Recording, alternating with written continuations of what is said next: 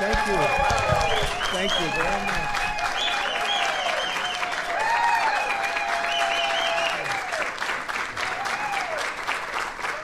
Well, thank you very much. Please, let's enjoy ourselves. This is a tremendous moment for Jim and your family, and let's just enjoy ourselves for a little while. We'll ask Jim to say a few words. I want to hear what he has to say about his great talent, his great running ability. I find athletics to be extraordinary. I love it.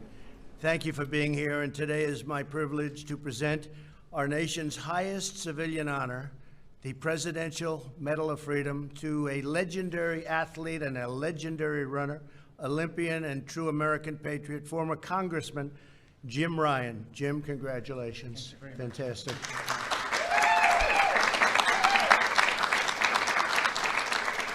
We're joined today by Jim's wife, Ann. Thank you, Ann, very much. Congratulations. And various family members, but his son, where's Ned? Ned, thank you very much. Catherine, thank you very much. And I'm going to ask you to come up and say a few words to both of you, so you better be prepared.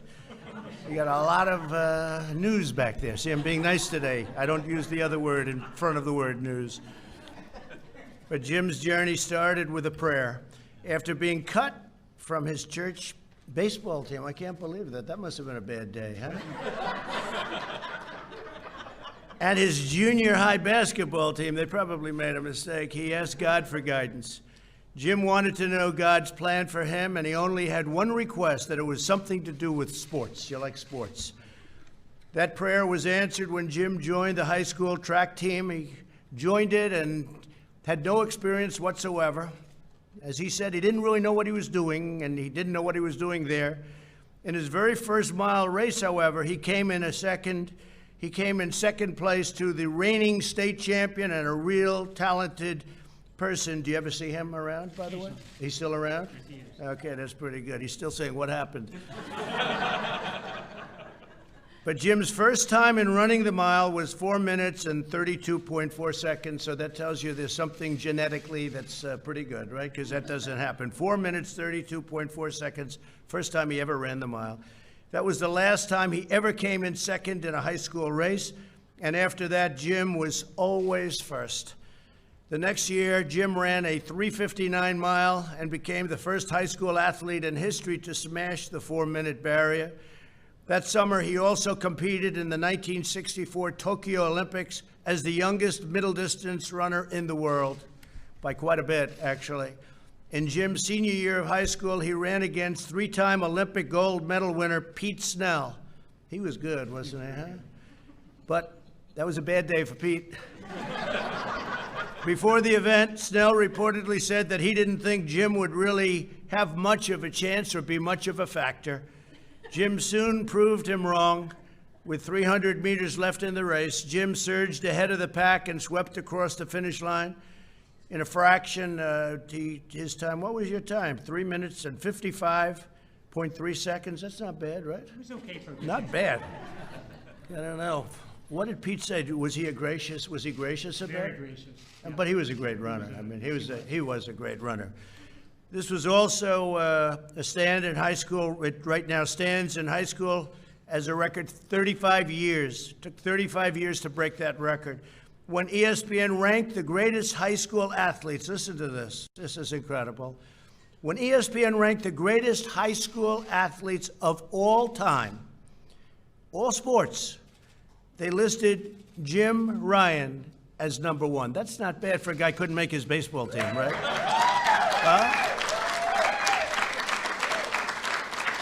That's really an amazing achievement. That's incredible.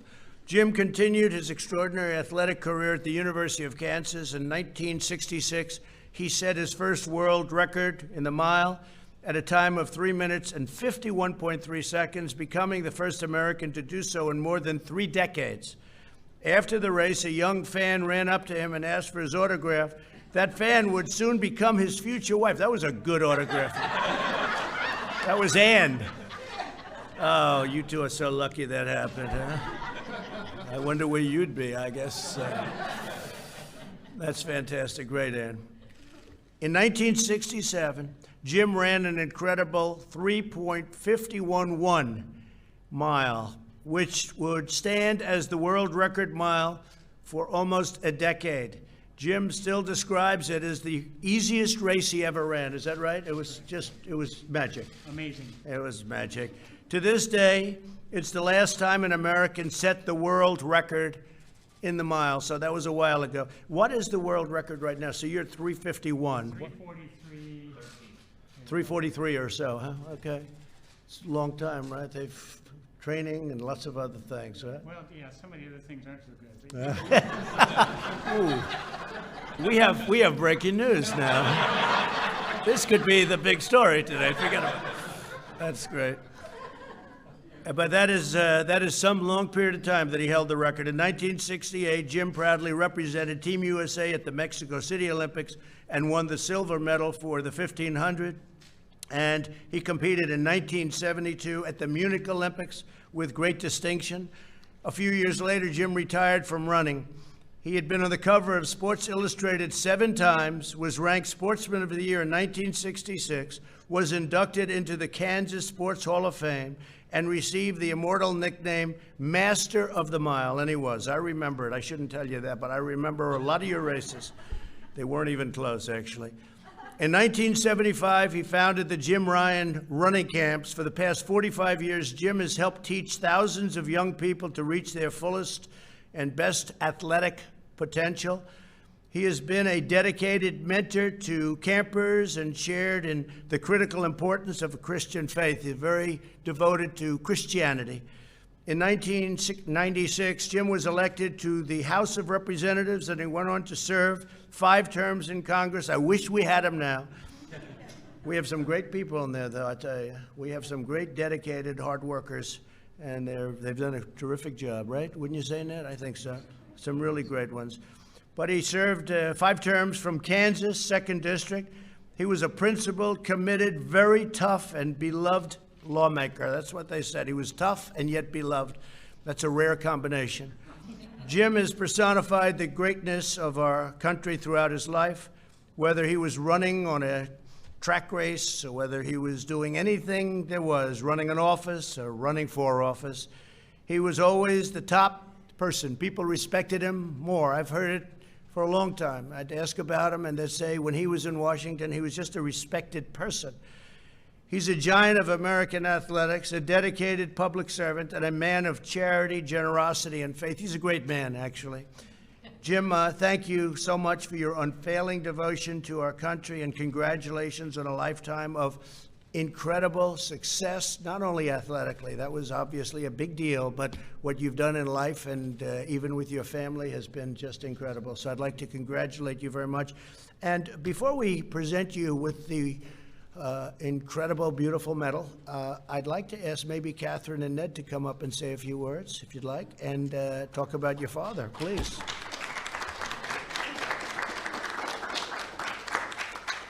Well, thank you, first of all, for giving us a couple of minutes. Dad, thank you for being the man that you are. I know that today it's all about your accolades in the public eye, but you have been such an amazing dad and wife of more than 50 years to Mom, and just a man of character. And this is a man who loves the Lord with all his heart and has been such an amazing father to all of us. And so thank you, and proud to be your daughter. And Mr. President, thank you for having us here today. I want to leave you with my favorite verses from Numbers. It's, may the Lord bless you and keep you. May he make his face to shine upon you and give you peace. Thank you very Thank much. you. That's so nice. Thank you, Catherine. Mr. President, thank you. This means a great deal to me. I'm not going to get choked up. I got choked up last night on Tucker, and I told myself I would not do that again. But I just wanted to tell everybody, you know my dad as the miler, as the master of the mile, as the world record holder, as the 3-time Olympian. And I want to tell a story really quick of one of his former colleagues, Jay Dickey, out of Arkansas. And he pulled me aside one day and he said, Ned, there are a lot of people in Congress who think they're all that. They're drunk on power. They're arrogant. He's like, your dad walks the halls as one of the most humble, gracious people I know. But the thing about your dad is there are very few people in the world that can say they were ever the very, very best at what they did in all of the world. In a world full of billions of people, you were the absolute best at what you did. And your dad was. But you would never know that because he's so gracious, he's so kind, and he's so humble. And I tell people this all the time, the sacrifice, everything that went into being the very best in the world, and yet you would never know it. You could have a conversation with my dad, and when he talks with his fans and he gives them autographs and he shares a few moments with them, the graciousness that is displayed as an example to me as his son, and I tell people this all the time, the integrity and the honesty, the nobility that he has shown in life, if I can be half the man that he is, it'll be a triumph. Thank you. You're doing a good job. Thank you both. Jim, please. I'm going to trade it out here.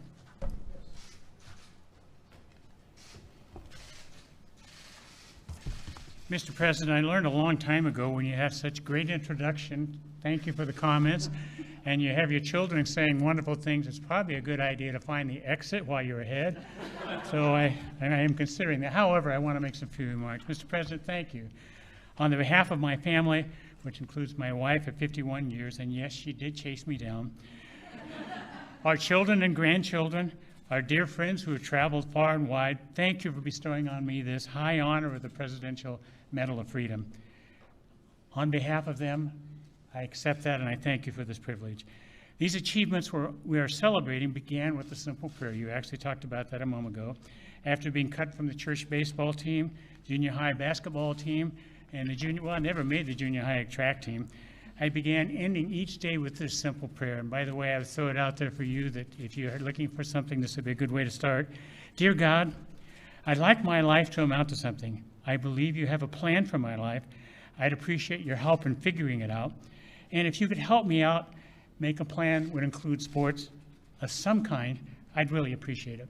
Thank you, and good night. God did show up in a huge way, answering my simple, heartfelt prayer. I finally made my first athletic team, the Wichita East cross-country team, my sophomore year in high school. God gave me a former Marine, Bob Timmons, to coach me. I wasn't even supposed to be at East High School. Southeast High was just down the street from where I live. But as I didn't have plans to go to college, I instead went across town to East High School to go to a Votech school to be a draftsman so I could follow my father and brother and work at Boeing. But as we know, God works in mysterious ways, his wonders to perform, and in my first year of running, I became the national high school record holder. 18 months after starting to run seriously in 1964, I became the first high school boy to run a mile in 4 minutes, a feat which many had thought impossible until Coach Timmons, who we affectionately called Timmy, had me sit with him on a bus ride from Kansas City back to Wichita in my sophomore year. He told me, Jim, I think you can be the first high schooler to break 4 minutes. Being perfectly honest, I thought at the time he might be just a little crazy. Every reality begins with a dream, a seed of inspiration, and Timmy planted that seed, and I wanted to believe him that maybe, just maybe, it was possible.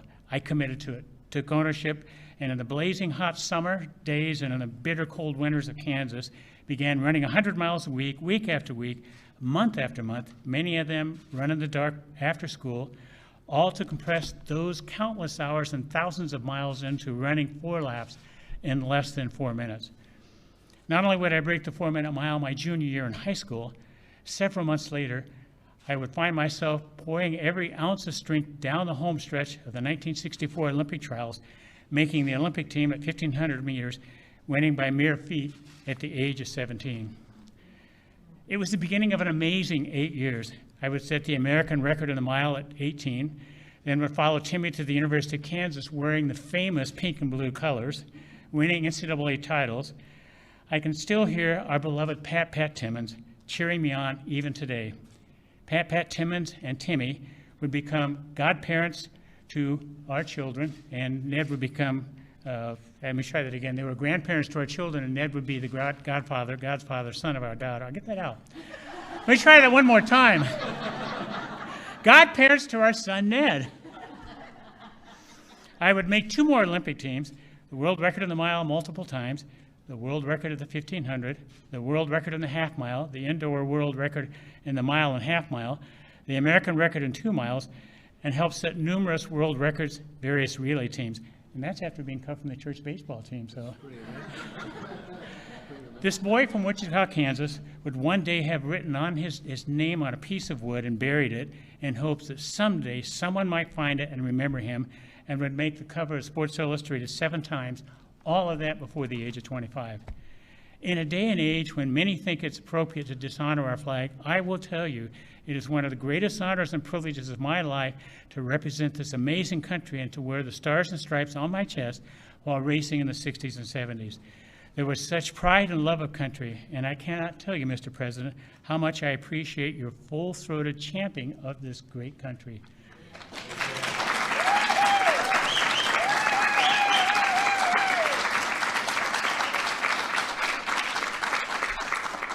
The accolades in my life have exceeded anything I could have imagined.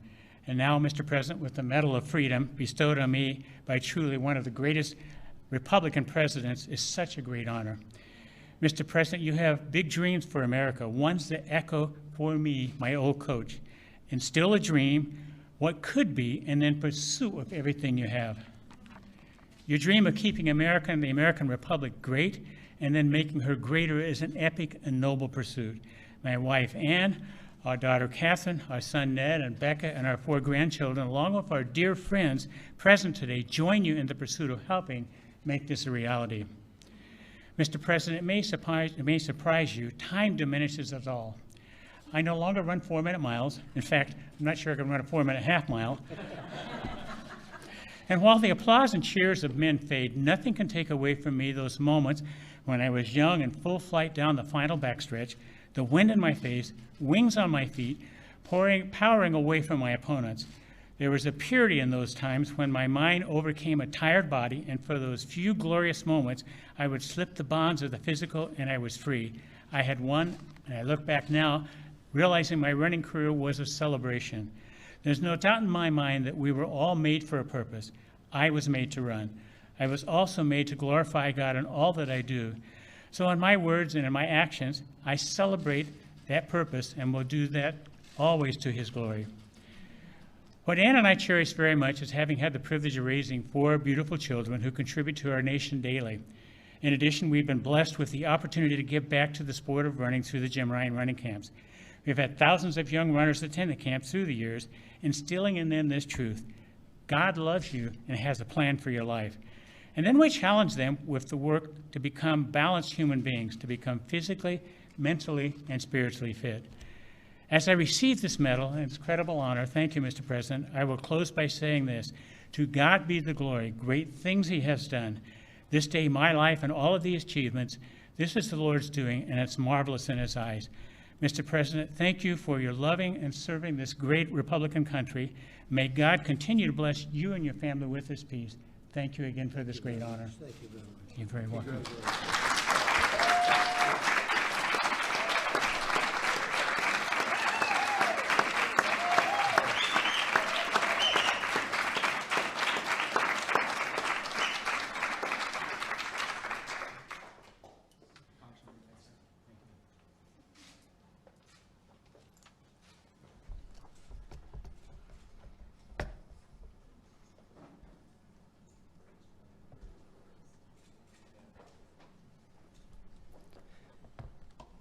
Jim Ryan is a world-class athlete and a highly respected former member of Congress.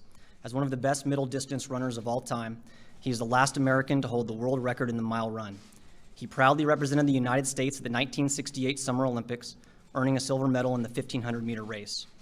Following his success on the track, Mr. Ryan channeled his patriotism into a noble career in public service, representing the 2nd Congressional District of Kansas for more than a decade, distinguishing himself as a principled conservative. The United States proudly recognizes Jim Ryan for his meritorious contributions to our nation.